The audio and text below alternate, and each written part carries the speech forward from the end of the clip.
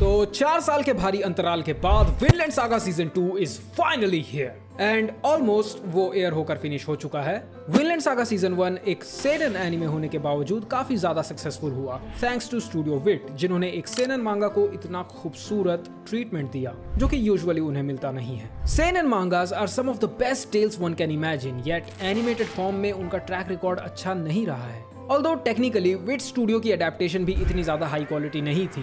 Animation में काफी ज्यादा रफ कॉर्नर्स थे, थोड़ा blunt CGI, poorly drawn backgrounds etcetera, which was understandable because Vinland Saga Season 1 Attack on Titan Season 3 Part 2 के parallel air हो रहा था। Still, भले ही अडेप्टेशन परफेक्ट ना रही हो, but it managed to leave a mark and make a respected place for itself in the community. Because Wit Studio ने Vinland Saga के साथ कई सारी ऐसी चीजें भी की that displayed and proved that the people working on it they had genuine respect and love for the series.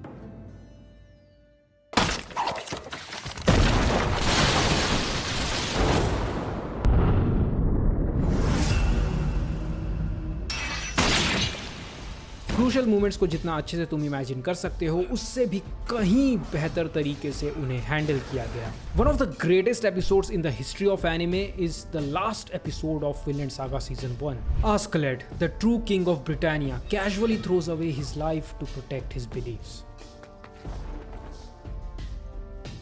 Makoto Yukimura, जो विनलैंड सागा मांगा के ऑथर हैं, he is a very brave and bold man for 2 reasons. First, Askeladd जैसे character को इतनी जल्दी मार देना, it takes balls. Usually जब कोई कैरेक्टर फैन फेवरेट बन जाता है तो राइटर्स हेजिटेट करने लगते हैं उस कैरेक्टर को हटाने से। Even Isayama hesitated to kill Erwin in season 2, लेकिन युकिमुरा ने ऐसा नहीं किया। आस्कलेड वो कैरेक्टर है जो विनलैंड सागा की स्टोरी के 2 इंपॉर्टेंट पिलर्स को सेटअप करता है, थोरफिन एंड कनूट। पूरे सीजन के दौरान हमने देखा कि थोरफिन के एक्शंस और मोटिवेशंस कोई सेंस नहीं बनाते हैं, वो बस यहाँ से वहाँ रैंडमली भाग रहा है। अगर आस्कलेड उससे कहे कि जा दीवार पर अपना सर मार, तो वो शायद वो भी कर देगा बिकॉज उसकी खुद की कोई विल नहीं है।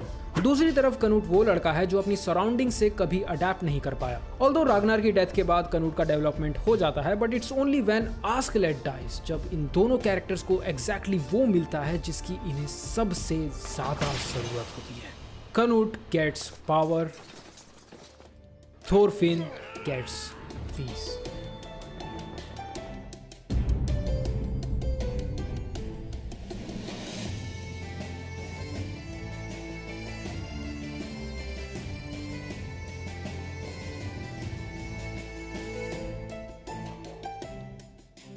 Yukimura is a very brave and bold author, and here is the second reason for it. Vinland Saga season 2, जिसे फार्मलैंड सागा भी कहा जाता है, is what Vinland Saga was always intended to B.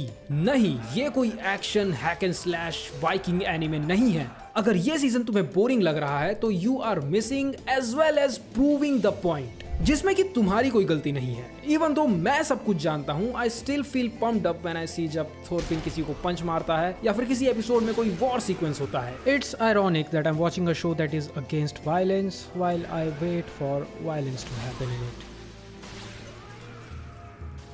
मैं इस story के message को appreciate करता हूं, but it simply goes against my nature. चाहे तुम मीडिया की बात कर लो या फिर किस्से कहानियों की, वॉर, वायलेंस जैसी चीजों को हमने हमेशा ग्लोरीफाई किया है। That's why we see glory in it, to the point कि we don't even mention a very crucial information that people die in Wars.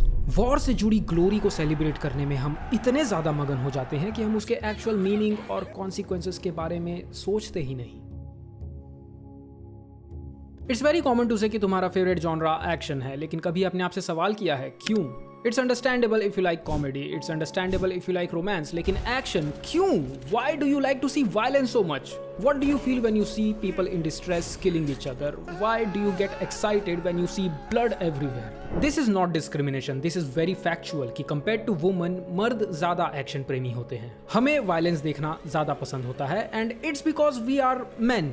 We are the race of the people who fought wars in past. भले ही तुम खुद front line पर खड़े ना हो, but जब तुम किसी और को फ्रंट लाइन पर खड़े देखते हो, even if it's a fictional character, through them you receive the sense of accomplishment and the glory जो कि तुम्हारी actual एक्चुअल रियल लाइफ से मिसिंग है। There are two kinds of man जिन्हें वायलेंस पसंद होती है। पहला होता है वो मर्द जिसे लगता है कि वो वॉर लड़ सकता है एंड इट्स बिकॉज उसने कभी कोई वॉर देखी नहीं होती। Most of us fall into this category. And दूसरे होते हैं वो मर्द जिन्हें एक्चुअल में वायलेंस पसंद होती है, जिन्हें पता होता है कि no matter what comes against them they will be there to face it. अपनी लाइफ से भी ज्यादा वो अपनी अथॉरिटी और ऑनर को वैल्यू करते हैं। Yet still, दोनों में कोई खास फर्क होता नहीं है। There is a man who lives war and there's a man who dreams of war. Throughout and throughout, Vinland Saga uses these two men to show us what we usually don't get to see, the actual meaning and consequences of a war. Vinland Saga is a story of the ever-changing Thorfinn and इस journey को देखने का सबसे सही तरीका मैं बताता हूँ। तुम थोरफिन हो। हर एक छोटे बड़े इवेंट से थोरफिन कुछ ना कुछ सीखता है। उसने अपने पास्ट में काफी गलतियां की एंड जब उसे अपनी गलतियों का एहसास हुआ he became an empty, immovable object. Some of you are there, I am there, but stop.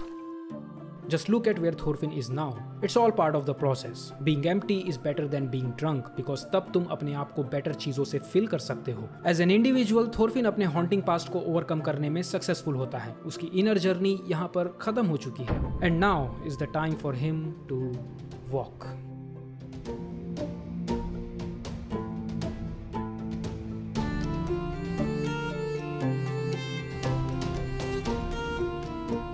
I don't know how else to describe this, but to me, Vinland Saga just feels really beautiful. मैंने बहुत से pretty looking shows देखे हैं, but विलेंड saga में कुछ तो अलग बात है। मे बी शायद मैं बायस्ड हूँ, and if I am biased then there has to be a reason for it, और मैं उसे ठीक से आर्टिकुलेट नहीं कर पा रहा हूँ। The feeling is so amorphous.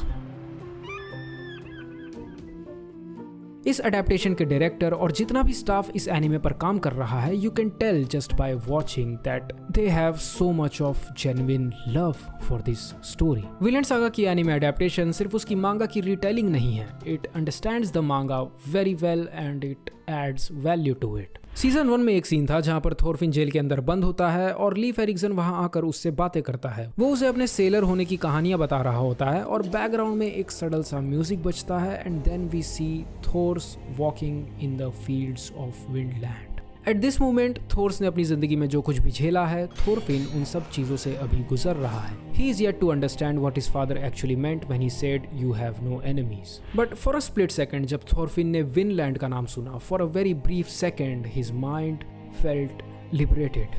And somehow that feeling of liberation transcended to me as a viewer. I don't know. From Vinland Saga ये मेरा favorite scene है and इसे मैंने multiple times rewatch किया है and this is actually an anime original scene. Yes, ये scene manga में था ही नहीं and this just shows you the level of dedication and understanding of the staff towards this story. Wit Studio ने जिसकी शुरुआत की थी, मापा अब उस legacy को continue कर रहा है and it's just as good. Thanks to the director Shuhei Yabuta and जितना भी staff जो इस adaptation पर work कर रहा है. This is by far the best seinen manga adaptation we have ever had and it is the highest form of respect for an art piece like Vinland Saga. Thank you.